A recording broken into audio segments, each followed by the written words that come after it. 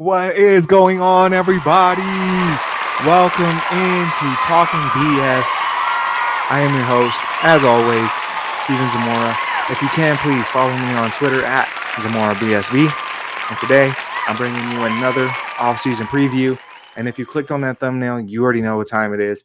Today, we are doing the Los Angeles Lakers. Now, the Lakers do have a very interesting offseason ahead of them. Rob Pelinka's got his work cut out for him. So that's what we're going to be covering. What we're going to get into in this episode. We're going to go over the weaknesses that the Lakers need to improve on. We're going to look at the tools you have at your disposal to improve this roster. We're going to look at a checklist of must-dos that Pelinka and that front office must get to in order to keep this team as a contender. Then we're going to get into the fun stuff, the draft, some trades I'm going to throw at you, and free agency. Then at the end, we're going to have a nice 10-man rotation that we can be proud of heading into the next season. And if you like this kind of content, please share it with your friends, like and subscribe to the channel. I'm going to be doing one of these for every team before the NBA draft. I already got about half the league done, so if you like one of the teams that are behind you in the standings, they are definitely already done. And the teams ahead of you in the standings right now, I will be getting to before the draft. So without further ado, let's get into this, the offseason preview for the Los Angeles Lakers. So first off, we got to look at what this team was bad at last year and some stats that show where we need to improve. So they were 7th in the league in points per game, 22nd in points allowed per game, 27th in fast break points allowed, 21st in points in the paint allowed, 27th in opponent assist to turnover ratio, 22nd in opponent three-point percentage, 25th in field goals allowed per game, and 30th in opponent field goal attempts per game. So what I'm getting from that is you guys did not take care of the ball. Teams are running the break on you guys, and they're getting easy transition buckets. The other thing is that the defense is not great. You're allowing a bunch of shots, a bunch of shot attempts, and people are hitting them on you guys. To me, that's coaching 100%. I think the team, just watching the Lakers last year, they didn't believe in Ham. They didn't believe in the leadership at the top. And it's hard to play defense for somebody you just don't believe in. So, to me, that's the biggest thing is they just got to improve this defense a ton. But you do have some tools in your arsenal to make this team better. So that includes the 17th overall pick in the 24 draft, the 55th overall pick in the second round, D'Angelo Russell, Rui Hachimura, Gabe Vincent, and Jared Vanderbilt contracts capable of trading.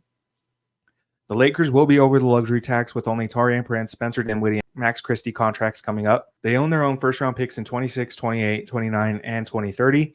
2027's first is top 4 protected.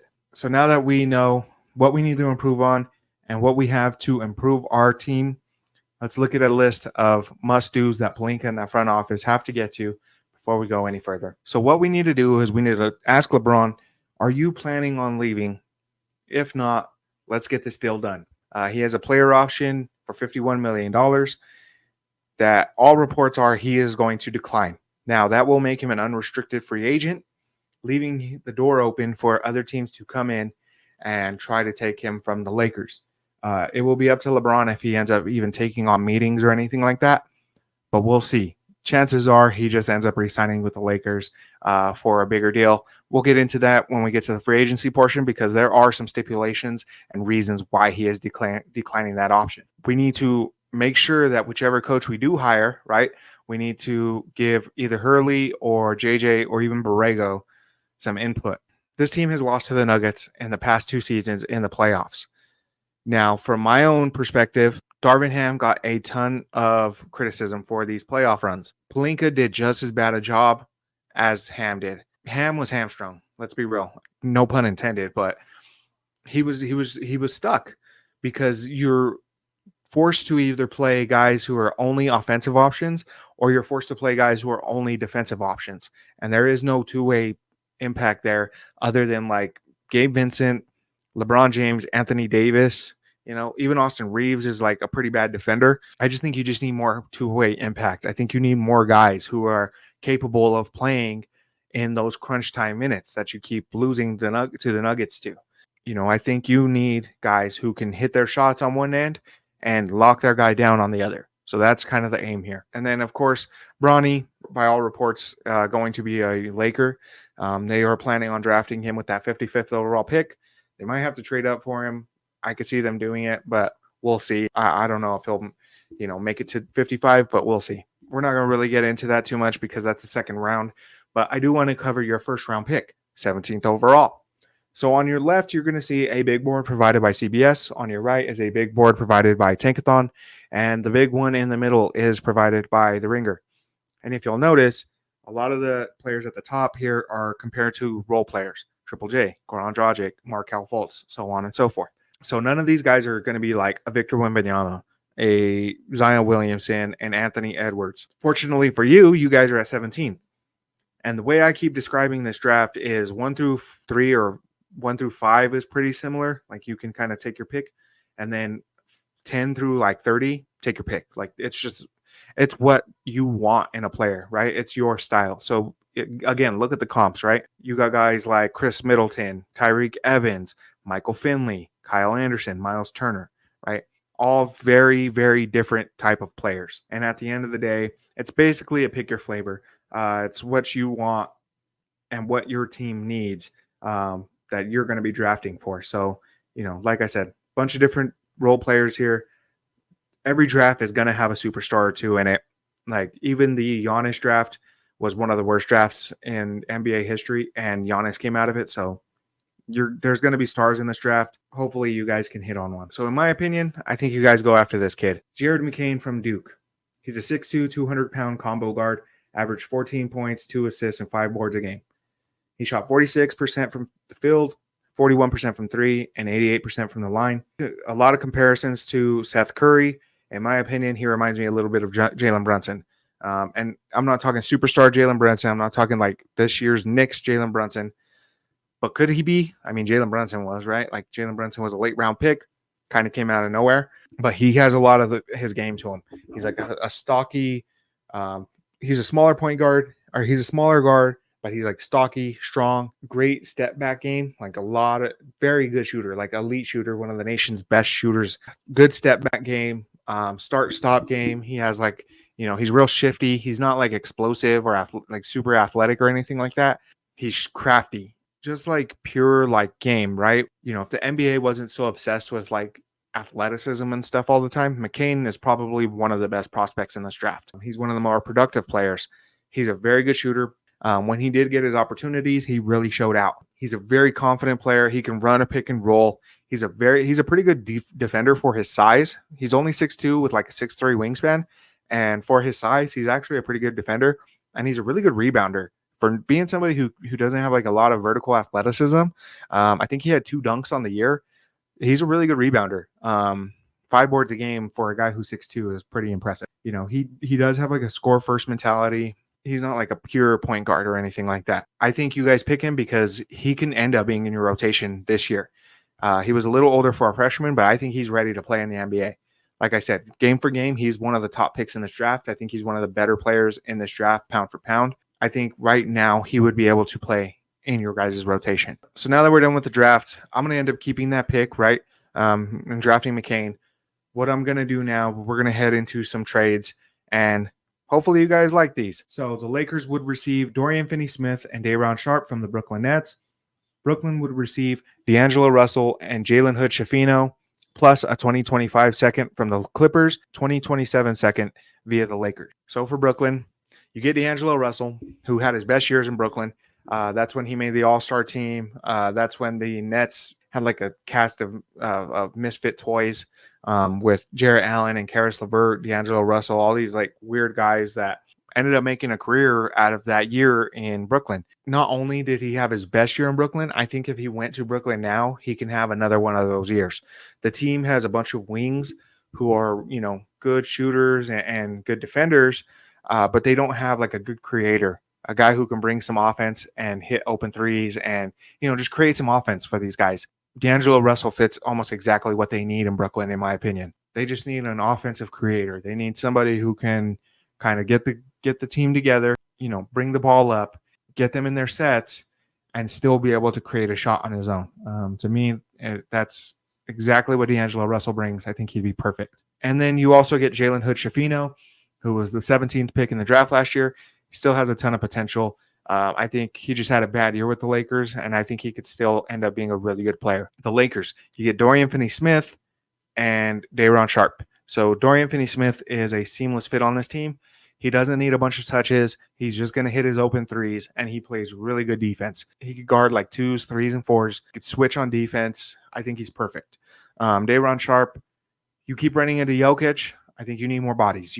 All you have is AD and Jackson Hayes on the team right now. He's a very big guy. I think, just to have some more center depth would always be nice. Then I got another one for you, and hopefully you guys enjoy this one. So the Raptors would be giving the Lakers Bruce Brown, and in return, the Raptors would receive Rui Hachimura and Jared Vanderbilt. So for the Raptors, Rui fits almost perfectly next to Scotty Barnes. They're both huge forwards who can score, can defend, who can rebound, bring a lot of the intangible stuff that a team needs. He fits the timeline. They also get Jared Vanderbilt, who's another young forward who, like I said, brings a ton of energy, defense, rebounding, all that stuff. I think he'd be an elite fit on this team. For the Lakers, you get Bruce Brown, who, like I said, you need more two-way players. You guys need players who are going to be able to play in playoff crunch time moments. And if there's one thing Bruce Brown is really good at, it's crunch time. And it's bringing toughness and it's bringing attitude to a team. Showing other people this trade. I always get, oh, well, Bruce Brown's not a good enough shooter. Bruce Brown's not a good enough shooter. And it's true. Like, he's like not a 40% three-point shooter. But, I think you guys have seen when he's open, he hits his shots. And when they matter is when he hits his shot. For a good example, you guys have Malik Beasley on your team. If I had Malik Beasley standing in one corner, Bruce Brown on the other, and LeBron James is driving the lane and he gets both of those guys open somehow, I 100% feel more confident in him passing it to Bruce Brown and him hitting that shot than I am for Malik Beasley. Like 100%. Malik Beasley is a 40% shooter. I 100% believe Bruce Brown is going to hit that shot. I do not trust Malik Beasley. So at the end of the day, these are the type of players you need. Is guys who not just are going to make an impact through an 82-game season and fill minutes. When it's playoff time, LeBron needs guys he can count on. He drives to the rim. He puts a ton of pressure on the rim. Like I said, he's a hard-nosed defender. If Reeves is struggling on an assignment, you could put Bruce Brown on him. And I think, that is just a perfect fit for what the Lakers need. So now that we got these trades done and we consolidated a little bit, added some more higher-end talent, let's head into free agency. With the additions of DFS, Day'Ron Sharpe, and Bruce Brown, the Lakers would have a payroll of around $173 million just over the tax. They would have access to the TPMLE, $5 million, but would be hard capped at the first apron of $178,655,000. So LeBron James could opt out of his contract. This is what I was talking about earlier. Basically, in layman's terms, there are two paths here, okay? He can opt into his contract and then extend for another few years. I think it's 3 years. But if he does that, he will not be able to get a no-trade clause within his contract. And this is why he is planning on opting out from all reports, is he can opt out and then he can sign a new 2-year contract with the Lakers where he can insert a no-trade clause into the contract. But he cannot sign anything longer than that because of the over 38 rule. This also leaves a bit of room, leaves the door open just a bit for other teams to sneak in and try to get LeBron on their team. So this is the worry. Philadelphia is a team who has like $65 million in cap space, and the only people on their roster, well, Embiid is the only one with the guaranteed contract, but the only one on their roster that they're planning on keeping is Embiid and Maxey. So they're like, okay, well, if we keep Maxey, keep his cap hold to where it's only costing us $12 million on the books, we have Embiid for like $50 million, we're still going to have like $60 million to spend. Let's call LeBron and see if he'll join Maxey and Embiid, and then we'll fill out the roster afterwards. So there is a real threat there, but we'll see if LeBron even takes their meeting. In my opinion, I think he's just going to sign a new contract. I think he's going to opt out, sign the new contract, get that no-trade clause. That way he controls his own destiny. So with all that taken care of, right, our own free agents taken care of, we're going to look at some free agents that hopefully can improve the Lakers. At the guard position, we got Spencer Dinwiddie, Reggie Jackson, Kyle Lowry, Malik Beasley, Josh Richardson, Gary Harris. So your guard depth right now, you got Austin Reeves, Gabe Vincent, and Bruce Brown. So you are going to need another guard there. To me, more pressing matters are the forwards. Derrick Jones Jr., Royce O'Neal, Gordon Hayward, Najee Marshall, Haywood Highsmith, Jayshawn Tate, Joe Ingles, Doug McDermott, KJ Martin. So in my opinion, these guys are all bring different things to the table, but I think any one of them would be really good fits for the Lakers. Royce O'Neal is a good defender, 3-and-D guy. Najee Marshall, he just hit a career high in 3-point percentage, and he's a big guy and a pretty good defender. Doug McDermott, one of the best 3-point shooters in the league, if that's the route you want to go. Joe Ingles is an older guy. Injuries are starting to catch up to him, but he can run a pick and roll. He can hit his shots. Jayshawn Tate, chances are he's going to end up with the Rockets again. So one other guy that I didn't put on that list, but I think is going to end up being a Laker, is Chris Paul. The Warriors have some serious cap issues that they have to go through. Joe Lacob was quoted as saying that they're trying to maintain being competitive while staying under the luxury tax, which is kind of ridiculous, but they don't want to pay the repeater tax, and they don't want to get like their draft assets frozen in the future because they've been over the luxury tax for the past few years. So they're the main team in the league who's really suffering from these new CBA penalties. So they're going to cut Chris Paul most likely. They could trade him maybe to like San Antonio or something. If San Antonio wants to take on that contract, chances are they're just going to cut him. He's making $30 million a year next year. If they cut him, they'll have financial flexibility to be able to re-sign Klay Thompson. Why not take a vet minimum, come play with your boy LeBron, been on a contract for, you've made hundreds of millions of dollars over your career. Come spend a year or two with LA and try to win a title with LeBron. So with that said, let's get a nice 10-man rotation going here. Let's see what we built. Austin Reeves backed up by Chris Paul. Bruce Brown backed up by Gabe Vincent. DFS backed up by Royce O'Neal. LeBron backed up by Christian Wood. And Anthony Davis backed up by Day'Ron Sharpe. You would have Jared McCain, Jackson Hayes, Cam Reddish, Max Christie, and Bronny James on the deep bench. So what I like about this is there is so much versatility on this line, especially defensively. So if I'm correct, I got 6 guys who are capable of playing point guard. I got 6 guys who are capable of playing as like a shooting, as like a like a off ball guard. I have 7 guys who are capable of playing the wing position, and I got 5 guys who are capable of playing the big. So much versatility there. Bruce Brown can play 2, 3, 4. He even played center when he played for Brooklyn. LeBron, right, can play the point guard, the 3, the 4, or the 5. A bunch of these guys are just really switchable guys. You add some shooting, you add some length, you add a lot of toughness, and you add a couple, like, to me in the playoffs, you have a 6-man rotation of Reeves, Brown, Gabe Vincent, Dorian Finney-Smith, LeBron James, Anthony Davis, and then you can even throw Royce O'Neal in there, in an emergency. Maybe Day'Ron Sharpe if he stays like progressing and stuff like that, you can rely on him for a few minutes in the playoffs. But you guys have a nice playoff rotation there now of guys who can play both sides of the ball and not be a liability on either end. And to me, that's the goal. One of the biggest perks to this setup is Jared McCain gets to learn under LeBron James and Chris Paul for a year. But this is a competitive team. I would honestly, I'm going to be real with you, I'm a Nuggets fan. If I saw this Lakers team, I would be like, oh shit, like they're a problem, man. They're a problem. They have length, they have size, they have strength, they have athleticism, they have shooting. They surrounded LeBron with a legit team this year. So if you agree, like and subscribe to the channel. I would appreciate that very much. If you disagree with anything I did, or you wouldn't trade D'Angelo Russell or Rui Hachimura for those guys, or you would trade the draft pick or anything like that. If I did anything you disagree with, let me know down in the comments. I love hearing all the feedback. I'm trying to improve on this every time I do one of these. So thank you so much for watching the entire video. If you're still here, love you guys. You guys are amazing. Have a wonderful day. Talking BS, we out.